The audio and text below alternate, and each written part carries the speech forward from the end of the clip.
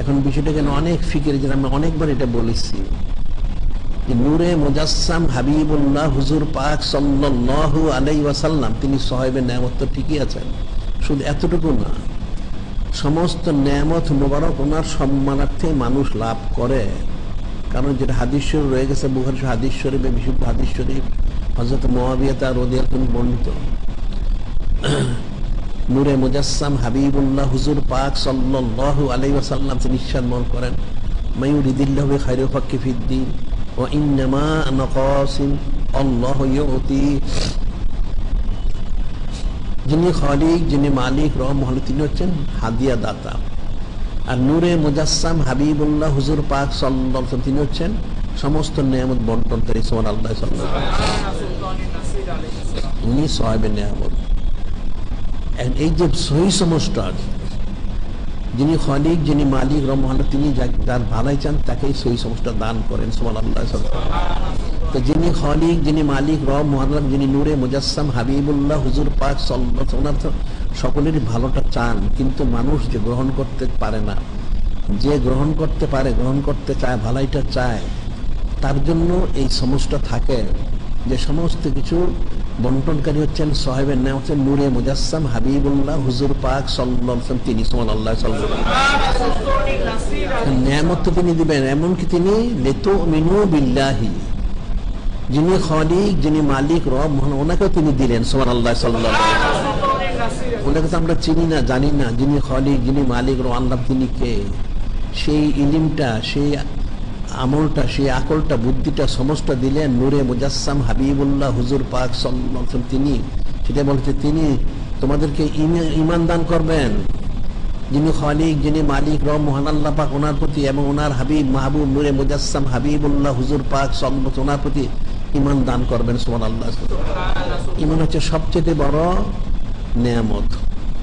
আর সমস্ত নেয়ামতের মালিক তো যিনি খালিক, যিনি মালিক, রব, মহান আল্লাহ পাক, ওনাকেও তিনি হাদিয়া মোবারক করলেন। সুবহানাল্লাহ, সাল্লাল্লাহু আলাইহি। এখন ওনাকে তোমরা লাভ করতে পারলে তিনি খুশি মনে প্রকাশ করবে, কিভাবে করে? তুআজ্জিরুহু ওয়া তুআক্কিরুহু ওয়া তুসাব্বিহুহু। এখন ওনার সম্মানিত খেদমত আঞ্জাম দিবে, ওনাকে তাজিম তাকরীম করে, ওনার সানাসিম করবে, বুকরাতাও ওয়া আসীলা, সকাল সন্ধ্যা, অর্থাৎ অনন্তকাল, যেটা আমরা সবসময় বলে থাকি, যিনি খালিক, যিনি মালিক, রহমান, তিনি অনন্তকাল করে যাচ্ছেন। ও জায়েজ শরীফ বলেছেন, ইন্নাল্লাহা ওয়া মালাইকাতাহু ইউসাল্লুনা আলান নবী সাল্লাল্লাহু আলাইহি ওয়াসাল্লাম, নিশ্চয় যিনি খালিক, যিনি মালিক, যিনি রব, মহান আল্লাহ পাক, তিনি ওনার সমস্ত ফেরেশতা আলাইহিম ওনারা সালাত পেশ করে যাচ্ছেন। কতদিন? সৃষ্টি শুরু থেকে অনন্তকাল করে যেতেই থাকবেন। সুবহানাল্লাহ, সাল্লাল্লাহু আলাইহি। তাহলে বান্দা বান্দি উম্মত জিনিসের দায়িত্ব হচ্ছে সেভাবে ওনার খেদমত আঞ্জাম দেওয়া, তাজিম তাকরীম করা, ওনার সালাসিম করা, তখন তাদের জন্য কামিয়াবি। সেটা আল্লাহ পরে বলেছেন, ইয়া আইয়ুহাল্লাযিনা আমানু সাল্লু আলাইহি ওয়া সাল্লিমু তাসলিমা। সাল্লাল্লাহু আলাইহি, ঈমানদার তোমরাও সালাত সালাম পেশ করো, অনন্তকাল ধরে পেশ করতে থাকো। সুবহানাল্লাহি ওয়া রাহমাতুল্লাহি আলাইহি সাল্লাম। এখন এই যে বিষয়টা খুশি মোবারকটা, এখন এই খুশি মোবারক রসম রস করলে হবে না, মহব্বতের সাথে করতে হবে।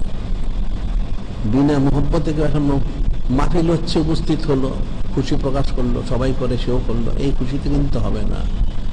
খালিস ভাবে ইখলাসের সাথে খুশি মনে প্রকাশ করতে হবে। যেমন যে হাদিস আমরা সবসময় বলি, মহব্বতের সাথে করতে হবে, যে মান আনফাকা দিরহামান ফি মাউলিদি, মান আনফাকা দিরহামান ফি মাউলিদি, একরামান, একরামান, এখানকার শব্দ একরামান, মান আনফাকা দিরহামান, যে আমার বেলাত সম্মানার্থে,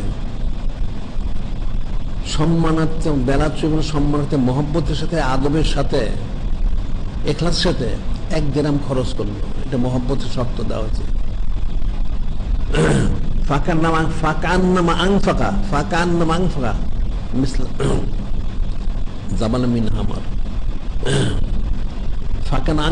সেজন্য দান করলো, ফিলিয়াতামা ফি সাবিলিল্লাহ, ফিলিয়াতামা ফি জাবালাম মিন যাহাবিন আহমার, জাবালাম মিন যাহাবিন আহমার, জাবালাম মিন যাহাবিন আহমার, ফিলিয়াতামা ফি সাবিলিল্লাহ।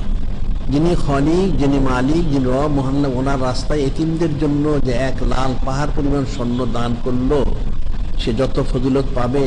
নূরে মুজাসসাম হাবিবুল্লাহ হুজুর পাক সাল্লাল্লাহু ওনার মহব্বতে, সম্মানার্থে, ইখলাসের সাথে 1 দিরহাম খরচ করলে কমপক্ষে সমপরিমাণ লাভ করে। সুবহানাল্লাহ।